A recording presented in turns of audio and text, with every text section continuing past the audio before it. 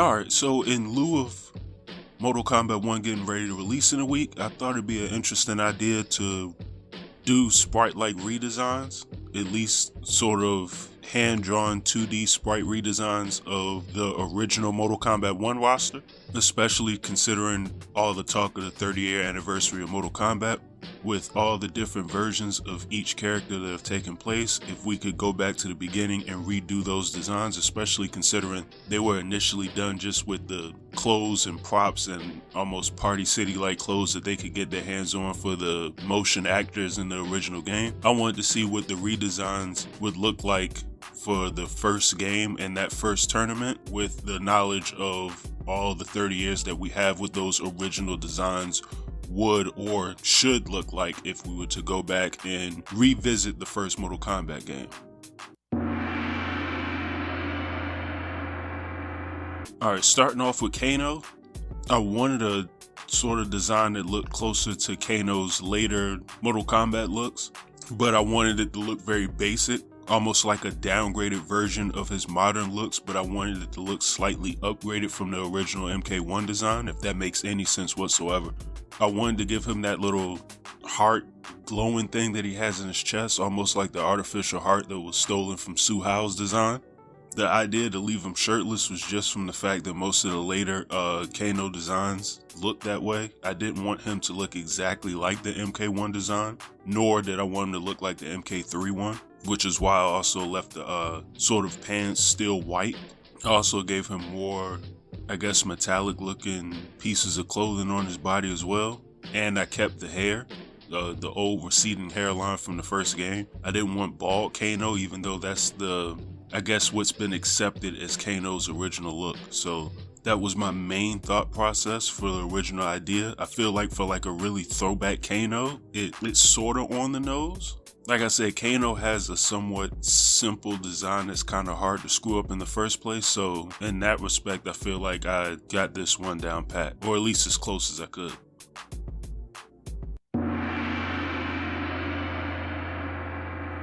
Liu Kang. This one was actually tougher than I thought, simply because I wanted an original looking Liu Kang, or not original, like the first Mortal Kombat 1 looking Liu Kang, but I wanted, like, that first Liu Kang in MK1 looks so different from all the other later versions of him that I needed a way to sort of change his look so that it matched. The only thing I could actually come up with in my mind is to just not give him his headband, because it's so weird. That initial design is so plain, it's almost, well, essentially it just is Bruce Lee. Like, there's nothing to his look in the first game. So what I kind of did was sort of gave him a design that looks closer to like the classic skin they gave him in MK11 and sort of a little bit of his Mortal Kombat 2 look. But I just removed the headband from him so it still looked like it's the original tournament, like the first game. The second problem I had was I needed a color scheme now, because the original game is just black pants with like black and white shoes, but because of all the details and stuff that I gave him, I had to switch that up some. And if I used any other color, it either wouldn't look right or would look like an alternate, so I just went ahead and gave him a black and red design. So I guess it was a trick trying to have him look like OG Liu Kang in Mortal Kombat 1 while at the same time having him still be a little under-designed, if that makes any sense. And the only thing I could really think of to do was still give him like the mullet with the lack of a headband. Like I say, that and just trying to figure out a color scheme were like two of the hardest hurdles. And the color scheme was just like me succumbing to giving him a black and red design. I was trying so hard to avoid that, but it's like I really couldn't, trying to design Liu Kang. But once finished, I'm actually glad I did. It doesn't look bad in my mind once I finished I guess when I finished coloring the entire design, so.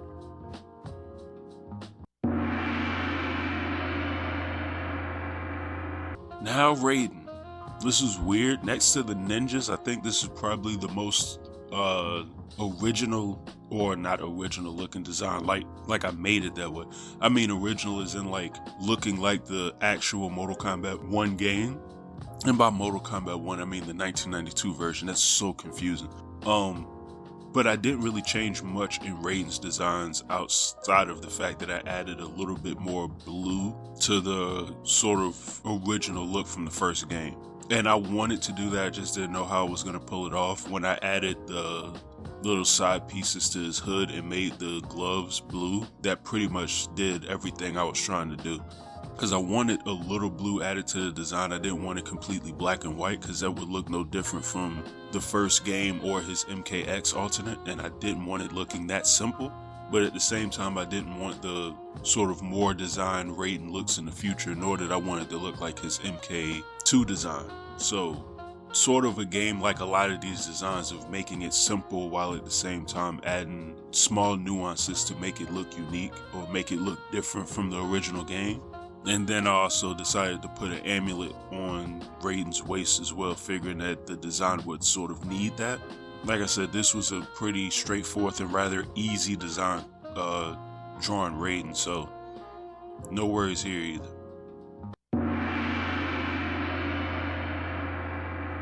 Johnny Cage. This one was probably the roughest design I think I drew. And I don't know. I didn't want him looking like Frank Dukes in Bloodsport, even though I know that's the basis for Johnny Cage's original, like the character as a whole. I didn't want him looking like that. But I wanted the costume to hold, like, this is gonna sound so dumb. I wanted the costume to look in the vein of that without looking exactly like it. I still wanted it to look like later Johnny Cage costume. Because the thing is, most Johnny Cage costumes and skins look very similar after Mortal Kombat 2, and I love Johnny Cage's design, but for that first game, it's like, how do I make it look like a Johnny Cage design while not making it look like Van Damme in Bloodsport?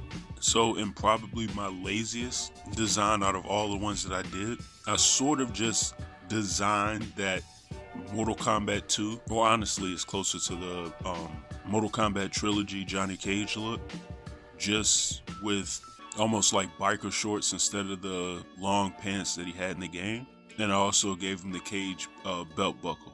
I'm not gonna lie, I had thought about giving him the Johnny tattoo across the chest, but I'm not gonna lie to you, I actually forgot to do it, so that's why it's not there.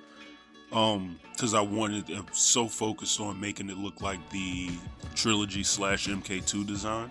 Also why I gave him the glasses, which I feel like also fits for that first Johnny Cage like look. Like I feel like it fits the character more with him with glasses. Just that outfit without shades looks crazy to me in hindsight now, just because you're used to it not being that way. I believe it's only with that skin, I believe it's only like Mortal Kombat's 1 and 2 where he doesn't fight with shades on. So yeah, that was my thought when it came to Cage. Just something very simple. I wanted him to still sort of retain the shorts look from MK1, and that was about it. Everything else I still wanted to look like the later versions of Johnny Cage. I'm not gonna lie though, there was a part of me that entertained giving him the jacket from MK11, but I thought like, nah, we'll leave all that alone.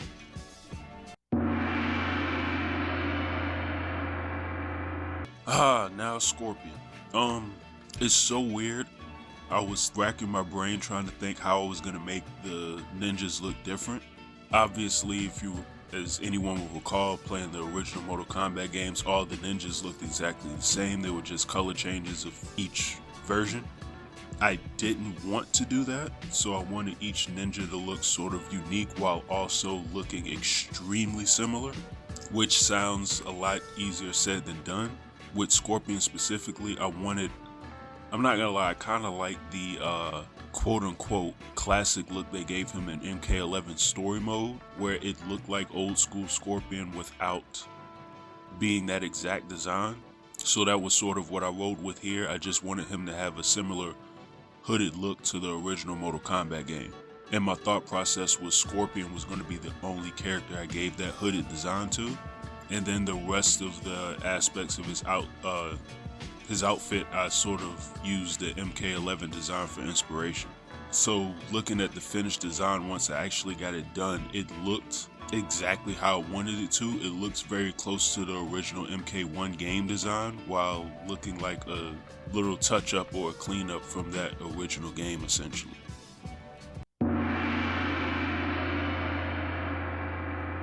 Then getting the Sub-Zero to sort of differentiate him from Scorpion. Like I said, I gave him that MK1 hooded look. For Sub-Zero, I wanted him to look closer to the MK2 look. So I also gave him a bit of a little redesign as well. I also made it a point to give him a light blue color scheme. It actually bothers me when I see the NetherRealm games now give Sub-Zero quote unquote classic skins, but then they have the actual color blue be like a regular blue or sort of like a royal blue or something along those lines. It's like, no, the original Sub-Zero designs from MKs 1 and 2 are supposed to almost be like a sky blue sort of look. Just me nitpicking, but it bothers me every time I see the shade of blue that they use for a quote-unquote classic skin be incorrect. But that aside, I feel like I did less actual designing of Sub-Zero's MK1 look here than I did for Scorpion's. To me, it looks similar. I could be wrong. I mean, simpler, but I could be wrong. But like I said, the key was I wanted all three ninjas to look different while still looking somewhat similar. I feel like I accomplished that with these two. Even the differences of changing like the actual hood themselves is such a small change, but it's still, I don't know, like it strikes differently when looking at the design. Like I said, they're so close but so different, so I feel like I accomplished that goal there. We'll get to the third ninja in a little bit.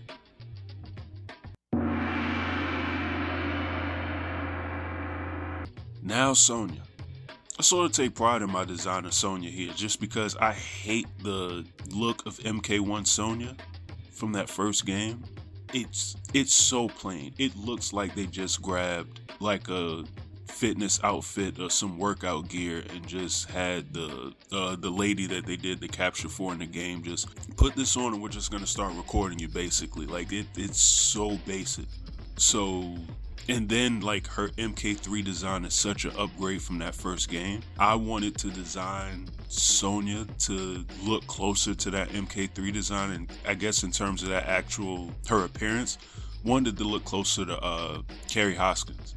So my only thought process to make it look like a classic Sonya skin while still looking closer to like MK3 Sonya and later Sonyas with the ponytail and whatnot was just to, I guess, sort of give her that original Mortal Kombat 1 look, which it just pains me to look at, but giving her that sort of outfit while letting her have sort of the ponytail headband look from MK3. So to me, it looks Sonya-esque. It looks slightly better to me. I don't know why. I don't know why the ponytail is such a difference to me, but it looks like a slight visual upgrade while at the same time having the same plain design from Mortal Kombat 1. I think the only thing I really changed in the design was I gave her the top of her outfit. I painted the top half of it black just to switch something up so it wasn't just a plain old green outfit like it looked in the original game. So yeah, I don't think the Sonya design is too bad looking on my part. It's plain without looking as plain as it did in the original game. Because I feel like next to Liu Kang, Sonya has one of the most basic designs from Mortal Kombat 1.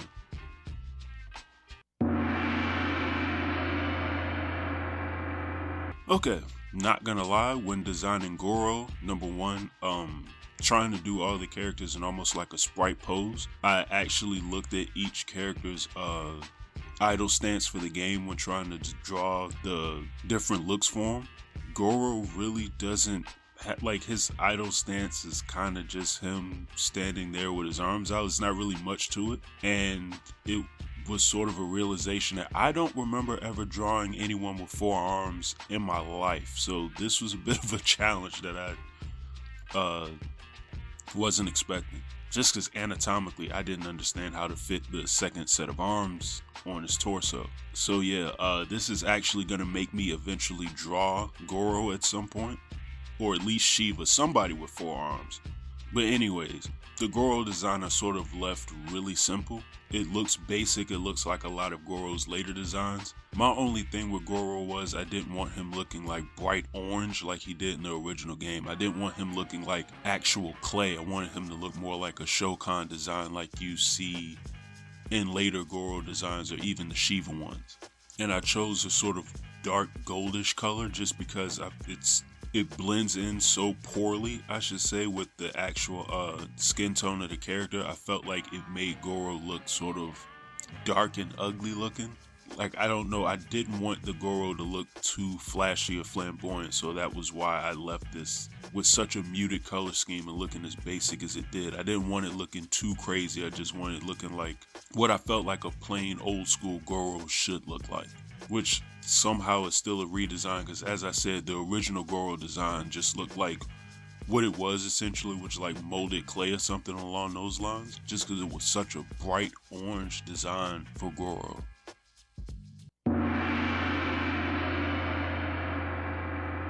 Alright, Reptile. So, whereas I talked about how I wanted each ninja that I drew to look different from one another, and I talked about how I wanted, I did simplified versions for the Sub-Zero design, as opposed to trying to make Scorpion look somewhat different. The Reptile is no different. I could be wrong, but I think I barely changed anything from the actual MK1 looking Reptile to this one. I gave him the MK2 sort of stance, but the actual outfit, I think the only thing I changed was the hood on him. Is, as I've said, that MK1 style hood, I just left that one on Scorpion and made Reptile and Sub-Zero look like a regular ninja. That being said though, I made Reptile look as plain as possible, even plainer than the other ones, which I love. Like I said, the human Reptile look is my favorite looking Reptile. So that was my thought process there. I almost gave him like almost like a grayish looking skin tone or something along those lines, but then I went, I'm not doing that. I don't need him even hinting at having an actual reptilian look on his skin. It's like I just need him looking human. Like, that's how I want the Reptile design to look. That's how it looked in the game anyway. So I just left as is. Like I said, it's the simplest of the ninja designs that I did. I think outside of maybe his wrists and the gloves that I gave him, it pretty much looks spot on to the MK1 and 2 designs. So that being said, for how simple he looks, it's maybe one of my favorite, and it may just be the nostalgic talking. It looks so much like the classic design that it's the one that I like the best out of the 3 ninjas that I drew. So I don't know, but that was Reptile.